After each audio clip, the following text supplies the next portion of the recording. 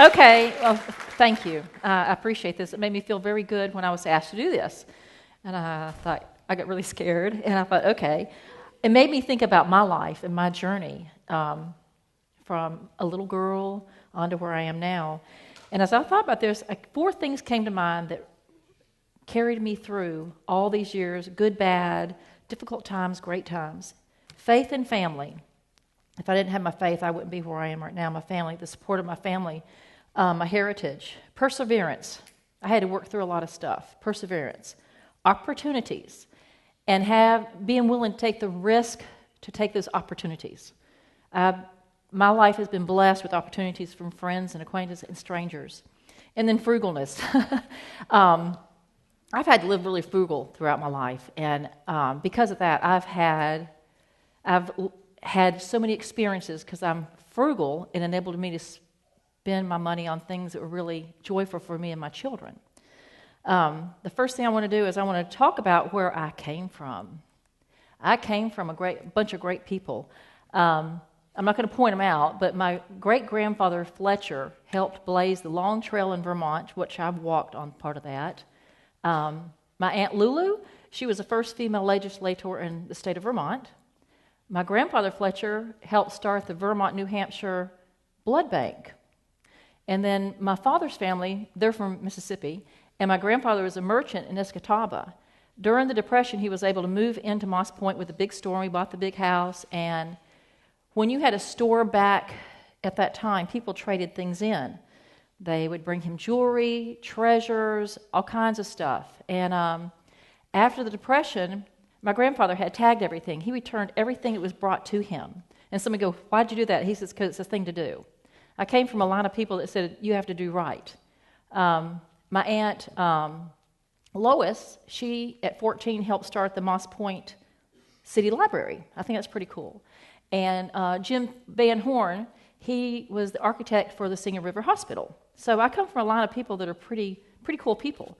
My father always lectured us, and he always lectured us with a finger on the chest, and he says, you have to think about family first. Family comes first. Every choice you make reflects on those people behind you.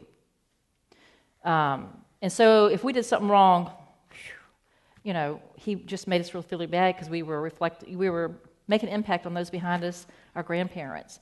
He also, although we had money, he wouldn't just give us anything. We had to earn what we got. If we wanted to go to the movies, we had to do something to earn that right. And he wanted to instill in us a sense of frugalness and working for what you get and being appreciative of what you have. And he made a point of sending Mom and the four of us back to Vermont most every summer. And I rarely spent a summer down here in the heat. I was very lucky. And when I was up there, we canoed, we hiked, we climbed mountains. So I've always been an outdoor girl. This is me. I was an extremely shy little girl. Is that hard to believe? And here is me again. There I am. See my little self in the lower left-hand corner? And there I am walking in the woods up there in the middle. Anyway, as a little girl, I was extremely shy. I was artsy. I like to draw. I am dyslexic, so I had to be tutored for the first 3 years of my schooling. And I stuttered horribly. And I'm going to tell you what my nickname was. It doesn't bother me anymore. But that's why I didn't talk, because people called me Julie, which is terrible. But, I have to laugh about it. I'm going, well, I did stutter. And and I was afraid to try anything new. I was just a really shy kid. I didn't ride a bike till I was almost 11. I did not drive a car unless I was made to. Until I was 18, I didn't feel comfortable. I didn't like trying new things. And I never dated in high school. I was one of those wallflower kids. I'm going, it's okay. And I graduated from high school, and I got sick. I got hepatitis. And when I got over that, Mom sent me to Maine to live with my sister for a little while to recuperate in the cool air. And then I came back, and instead of going on to school, I met my husband, and I got married. I thought I had it made in the shade. We lived on Fowl River. He had 2 businesses. Everything was hunky-dory. We had our family. And so my life, other than being shy and being picked on, was pretty good up until that point of 1980, 81. And we had a couple of things that really affected us as a family. In 1980, my son Daniel contracted spinal meningitis, and he was in the hospital for almost a month. He was in a coma. And we were told by the doctors, if your son survives, he'll be a vegetable. The most you can hope for is a severely retarded young man. And I knew down in my heart, because I was with Daniel every day, I'm going, nope, Daniel's still in, he's okay. And I just had that faith. Richard and I just had strong faith that he's going to be all right. Well, he woke up, and the first thing he did was blow. It was so cute. He just, it was just so sweet. And I'm going, he's here. And but he was blind, and he was paralyzed on his right side. And the doctor said, well, we'll do therapy. They had set up for once a week. And Richard and I both going, no, we're going to do it twice a day. And Daniel grew up, and you would not know today that he has any physical difficulties. He is, although in his blindness, he started getting his vision back after about 6 months. And it slowly regained until he's about 5. He has partial vision loss. But as an adult, he lives with me. He has his own apartment on the back of the house. But he's an artist, and he works part-time. He does have a uncontrolled seizure disorder, but we've learned to live with that. And I'm just happy to have him with me. He's wonderful. And we got through that because of our faith. We worked hard together. And my family all came together and worked hard with Daniel. Well, we got through that, and that summer, after Daniel was so sick and was back home, our store burned. Richard and I's store burned, and his construction company was in there. We lost everything. Underinsured. We lost home, business, income, everything. And we moved out to the farm, and frugalness got us through that, and faith. We worked very hard as a team. We were chugging right along. What Richard didn't handle it quite as well as I did. He started drinking. Severe alcoholism. Eventually he died from alcoholism. But before he did that, he left me with 4 children, a non-working mom. And I thought, what in the world am I going to do? And I thought, we've been through so much this past, because it was a few years after all this happened that Richard left. And I thought, what am I going to do? Well, friends came in, and they started helping me. They gave me advice and opportunities. The first opportunity I had for a job was at a school. And I'm going, I didn't go to college. I don't think I'll qualify. But I went in there, and I thought, what are they going to do? Tell me no. And I went in there, and I got the job. I was like, whoa. And it was a difficult job. I was at George Hall, which is an inner-city school, and it was difficult. And the next year, I was offered another job. I guess I should move these forward. There's my babies. And there's Daniel, upper left-hand corner. He's a great kid. And the next year, I was offered a job at Just 4, which is a wonderful little school for 4 and 5-year-olds. And when I went there, I had a friend who insisted, she's, you know, go to school. You're working 3 or 4 jobs. You can't go on like this. And so I started going to school. And so I'm in school. I'm doing great. I graduated with a 3.9. I was very proud, being a single parent, going to school and raising kids. The next year, I got an opportunity. There was a job open at Barton Academy in the payroll department. Well, being dyslexic, my sister laughed at me. She's a mathematician, and it was like, you got to be kidding me. And I went in. What got me the job was my tenacity. The guy says, I can't believe you're applying for this job. No experience. I said, I kept the books for my husband. He goes, that doesn't count. I said, okay. But because I went in there and I just had determination, I got the job. And I was there for about 5 years. And I had to quit that job to finish my college degree because they wouldn't let me take time off during the day. And I had a great experience because I was a Girl Scout leader when my kids were little. I got a job at the Explorium when it was on Spring Hill Avenue. And I'm going, opportunities kept falling in my lap all the time. And with the Explorium job, I did something very unusual. I got to go lobby in Washington, D.C. For the science museums. And that was an experience to sit in there and give your spiel. You only have 5 minutes. But it was still neat. It was a really great experience. I also got to take these inner city kids. We went to Baltimore one time. We went to Minneapolis. We worked with microbiologists. And that job was just a fascinating job, fun job. And during this time, I finished my degree, and I was ready to start teaching. And there was a gentleman that I had, when I worked at Barton Academy, I vied for a parking spot with this guy. I didn't know who he was. It was like kind of funny. We'd laugh. I got the spot today. No, I got the spot today.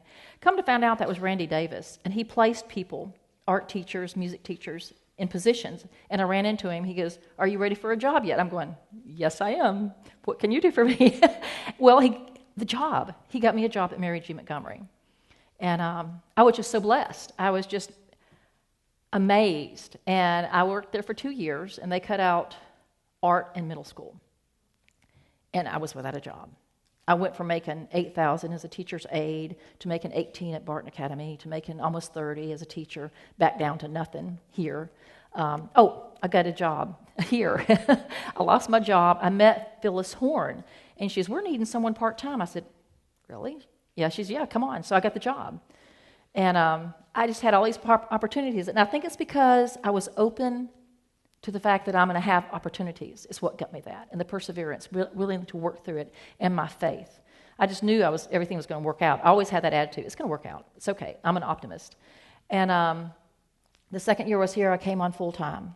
Julie Devers didn't want to drive back and forth from Pensacola anymore.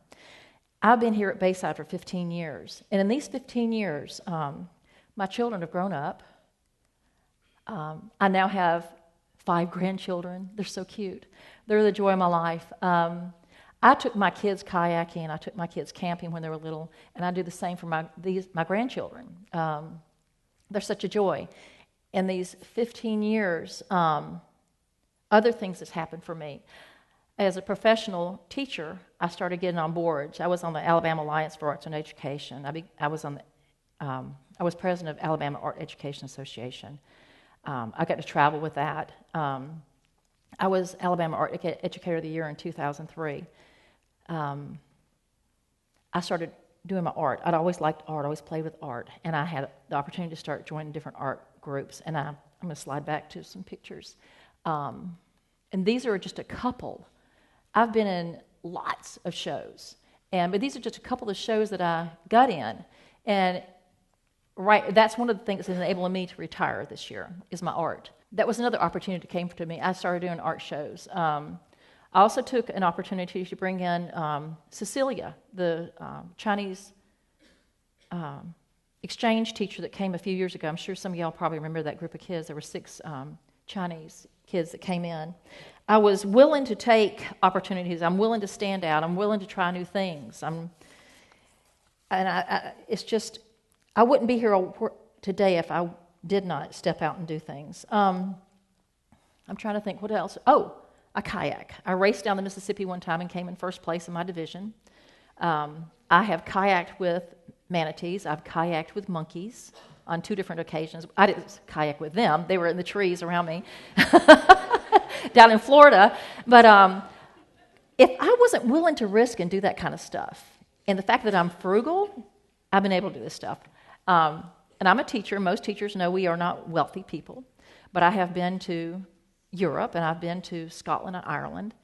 And it's because I was given opportunities. I'm saying, yes, I'll do this. And I hike. These are all so many of these people have been such an influence on me.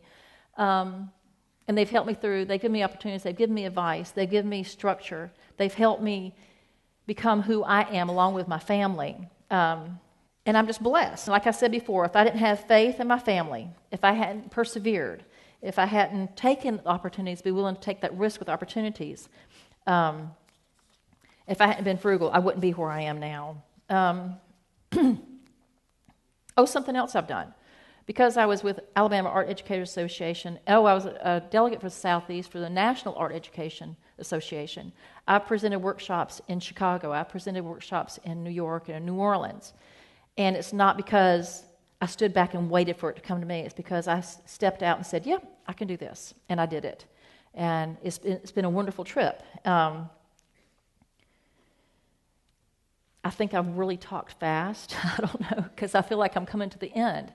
But I'm going to end this with, my favorite thing to do is to hike. I love kayaking, but hiking is the ultimate. And when you're out there hiking, I have a friend, Jean Booth, that I hike with. We don't hike the same pace. So during the day, I'm hiking by myself. And I've had to get myself out of some scrapes. The confidence that I didn't have when I was a little girl and didn't want to ride my bike, and Daddy forced me to when I was almost 11. I was forced to start driving the car regularly when I was 18. I was just a scaredy cat. I'm not a scaredy cat anymore. Because when you're out there in the woods hiking and climbing and going over rocks and crossing rivers, you just learn to have more self-confidence and trust yourself and your instinct. And when you have faith that someone's carrying your back all the time, you got it made. So what I'm going to do now, here's the hiker's prayer. Hiker's feet can be careful when you take us to all things good for others, only let us do. And I'm going to show you a few. And there I am. We just crossed this river. You'll see another picture. That was scary. I lost toenails in that one. And I have a smile on my face. I was happy to be on this side. Charlotte Longfield went with me on this trip. Look at these sunsets. They're just gorgeous. I mean, the places I go, I've seen waterfalls. That's a standard potty, which isn't so bad. If they're bad, you go behind them. You don't use them. I had a great fear of heights, and I've had a great fear of stepping over cracks. I just wouldn't do it. And Gene Booth is going, get over her. We're at Kelly's Knob, and this is the place you've got to go. And that's on my bucket list to go do it, because I would not step over that crack. The crack was only maybe 12 inches. I could not bring myself to step over that crevice that I couldn't see where it was going. I thought I would go disappear. And but now I can. I was scared to death of logs. And y'all remember Angie Gonzalez? I was hiking one time with she and her husband, and the only way out was walking over a log that was angled up. And I said, I just can't do this. And she's going, yes, you can, or else you go to swim across, one or the other. I'm going, oh, God. And I did it. And they talked to me. They were going, you can do it, one step at a time. And they talked to me and got me through it. My friends got me through it. Look at these sights. I mean, I ate lunch in these places. Just there we are, sneaking through that's up in Sipsey. Easy reach for you guys, North Alabama. And here's the stairs, stone stairs. And there's Jean. I'm hiking with Jean. One thing about the trail, there's times when you're walking in mud up above your ankles. There's other times when you're walking on these stone steps. You're going, how did these get here? There's other times you're walking through fields with cows. We've run from cows before.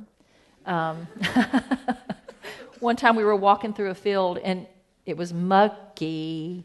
And Jean says, I think we better run or we're going to sink. So we were running. We have these backpacks on, and we're running through, and mud's flying everywhere, but we knew if we stopped, we were going to sink. So we ran like the Dickens. But it was fun. The challenges I've had hiking, I've hiked almost 1,900 miles on the Appalachian Trail. I've gone from Virginia up through Maine. And I've done other things. I've hiked in Alabama. There's a lot of beautiful places to hike in Alabama. It just puts you aside, lets you reflect, lets you think about yourself. In our society, we don't really take time to sit and think. And when you're out there like that, or in your boat kayaking, and all you can hear is like the reeds rustling or the leaves blowing, birds singing, you have time to reflect and think and be thankful and just plan for the future. Here I am, way up there. I used to be scared of the heights. I'm not anymore. I scare myself the fact that I'm not scared anymore. I'm going, ooh, you should still be scared, but I'm not. And here's another pretty waterfall. And that's Charlotte Longfield right in front of me. We were climbing Mount Katahdin, and we were very hyped up about this. We had hiked the 100-mile wilderness, which was pretty darn difficult. And we got to the top. We were coming across the blade up to the summit, and a storm came in. And it was foggy and rainy. We couldn't see anything, so we had to make a decision to turn around and come back down. That's on my bucket list, is to finish climbing the last half mile. But I've got to climb this to get up to that half mile. And this is that right there, it was a group of us. And that trip, within 3 days, we crossed 10 bodies of water like this. It had rained. And we were all going, oh, my God. And here's another good friend of mine. She does not hike, but she'll venture up just so far, like off a road or something. She's the one that when that's Jean's wife, when we're hiking, she arranges for nice places to go eat or stay afterwards. Through perseverance, through your faith, and taking the opportunity to try new things and being frugal, you too can have a life that's super fulfilled. Thank you.